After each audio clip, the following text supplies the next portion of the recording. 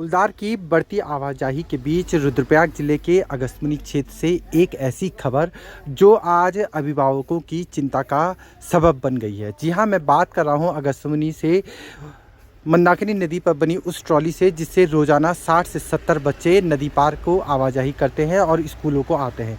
आज उनकी ट्रॉली अस्थायी रूप से बंद कर दी गई है, जिससे बच्चों के सामने आवाजाही का बड़ा संकट खड़ा हो गया है। ट्रॉली की आवाजाही आज बंद होने के कारण बच्चों को एक लंबा रास्ता तय करना पड़ा। ये का दूसरा छोर है, यहाँ से अगस्त्यमुनि से सिल्ली, सिल्ली से चाका और चाका से इस प्रकार से वो किसी तरह ये बच्चे अब इस समय अपने घर की ओर पहुंच रहे हैं। ये वही ट्रॉली का रास्ता है जिसे बच्चे रोज़ाना गुजरते थे और इस समय ये देख सकते हैं ये बच्चे पैदल लगे हुए हैं।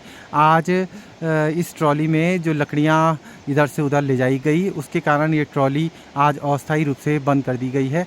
दरअसल ट्रॉली के संचालन में कई बार अनियमितताएं बरती जाती हैं, जिससे ये बार बार ख़राब हो जाती हैं। हमने कुछ कारण और पड़ताल की। देखिए सरकारी मशीनरी का किस प्रकार से दुरुपयोग होता है, इसका एक जीता जागता उदाहरण है अगस्त्यमुनि में लगी एक ट्रॉली, जहां ये आप बिजली के पोल यहां पे देख सकते हैं मेरे ठीक पीछे। और कहूँगा ये बिजली के पोल अगस्त्यमुनि से जाने वाली इस ट्रॉली के समीप डाले गए हैं और ट्रॉली में जहां लगातार जो बच्चों की आवाजाही होती है, स्थानीय लोग यहाँ से हर दिन आते जाते हैं, वहीं कुछ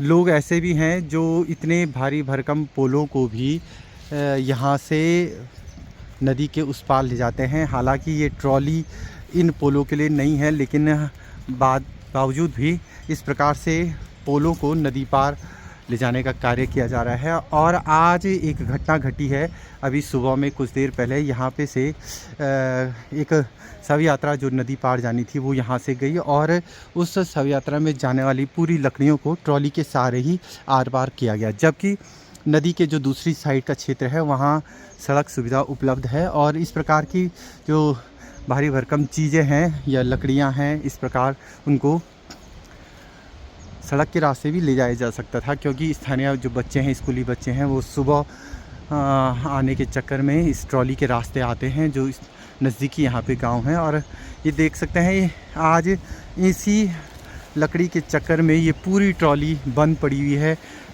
तकरीबन 60 से 70 बच्चे यहाँ से रोज़ाना आवाजाही करते हैं और आज भारी मात्रा में लकड़ी ले जाने के कारण इन ट्रॉलियों के तार ढीले हो गए हैं, जिन्हें अभी कुछ देर के लिए इस ट्रॉली को बंद कर दिया गया है। बच्चों का काफ़ी नुकसान हो गया। ट्रॉलियों के बीच में ये विद्युत पोल वहाँ पे पड़ा हुआ है जो इस पार से उस पार इसी ट्रॉली के ज़रिए ले जाया गया। तो क्या ये ट्रॉलियाँ इस प्रकार से सामान को लाने और ले जाने के लिए बनी हुई हैं? अगर इसी प्रकार से सरकारी मशीनरियों का, सरकारी सुविधाओं का मिसयूज किया जाता है तो आम जनता को क्या इससे फ़ायदा होगा? ट्रॉली का संचालन करने वाली कार्यदायी संस्था के अधिकारी से जब दस्तक पहाड़ ने इस समस्या के बारे में पूछा तो उन्होंने 2-3 दिन में इस समस्या के निदान की बात कही। इस बातचीत में ये भी पता लगा कि इस ट्रॉली को ठीक करने वाले जो कर्मचारी हैं, जो टेक्निकल सपोर्टर हैं, वो जम्मू कश्मीर से यहाँ आते हैं। तो बताइए जम्मू कश्मीर से यहाँ आने में अब उन्हें कितना वक्त लगेगा और कब ये ट्रॉली ठीक होगी? ये एक विडंबना है उत्तराखंड के लिए कि पूरे उत्तराखंड में कोई भी टेक्निकल एक्सपर्ट ऐसा नहीं है जो इन ट्रॉलियों को ठीक करता हो।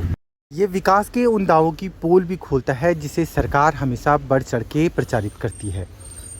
केदारनाथ आपदा के बाद रुद्रप्रयाग जनपद के कई इलाकों में इस प्रकार से आवाजाहियाँ बाधित हो गई थी और उन्हें अस्थायी रूप से संचालित करने के लिए इसी प्रकार से कई स्थानों पर ट्रॉलियाँ और पुल बनाए गए थे।